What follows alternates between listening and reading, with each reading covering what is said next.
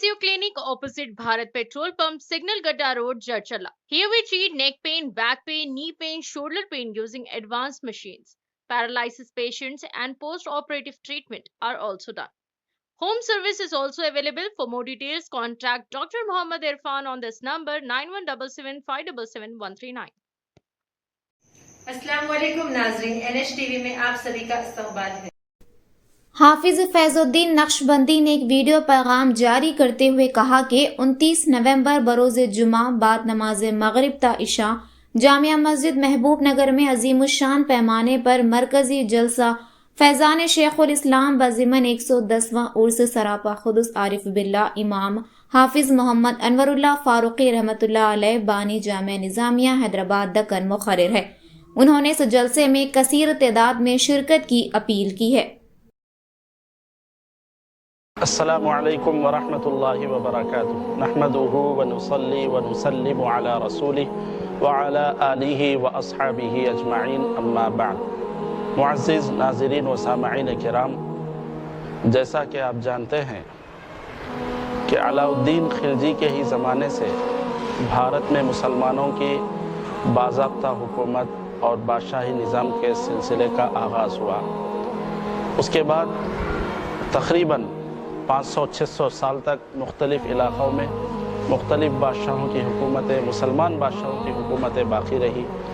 जैसा कि बहमनी सल्तनत, फिर उसके बाद जब वो बहमनी सल्तनत ख़त्म हुई तो 5 हुकूमतें, 5 सल्तनतें वजूद में आई, कुतुब शाही, बुरेज शाही वग़ैरह। उसी में से उसके बाद फिर सल्तनत आसिफिया का आगाज़ हुआ।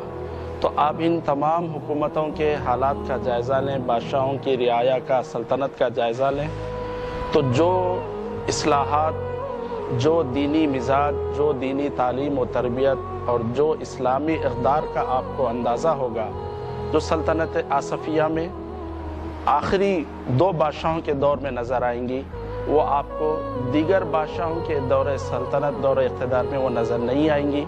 वो दीनी तालीम, वो तरबियत, वो इस्लामी मिजाज, वो दीनी माहौल और फिर इस्लाहात, वो सिर्फ़ सल्तनत आसिफिया यानी निज़ाम हुकूमत के आखिरी 2 बादशाहों के बिलखुसूस दौरे इक़्तिदार में आपको नज़र आएंगी।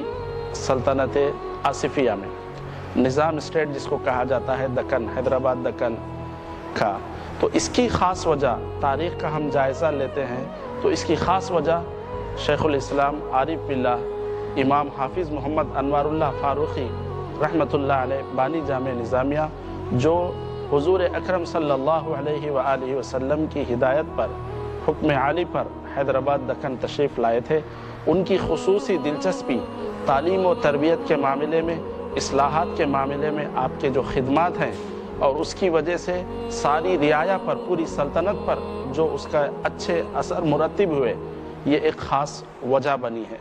तो मेरे बुज़ुर्गों और दोस्तों और मुअज़्ज़िज़ नाज़रीन व सामईन किराम, ऐसे अज़ीम शख्सियत, मुरब्बी, मुस्लिह कौम व मिल्लत इमाम हाफिज़ मोहम्मद अनवरुल्लाह फारूकी आरिफ बिल्लाह रहमतुल्लाह ताला अलैह का उर्स शरीफ 110वां उर्स शरीफ 2 दिसंबर बरोज़ पीर 2024 को मनाया जा रहा है। उसी सिलसिले में महबूब नगर की सरजमीन पर जामे मस्जिद महबूब नगर में अज़ीमुशान पैमाने पर 29 नवंबर बरोज़ जुमा बाद नमाज मगरिब ता इशा एक जलसा, मरकज़ी जलसा फैज़ान शेखुल इस्लाम आरिफ बिल्लाह इमाम हाफिज़ मोहम्मद अनवरुल्लाह फारूकी रहमतुल्लाह अलैह के नाम से इनेक़ाद अमल में लाया जा रहा है।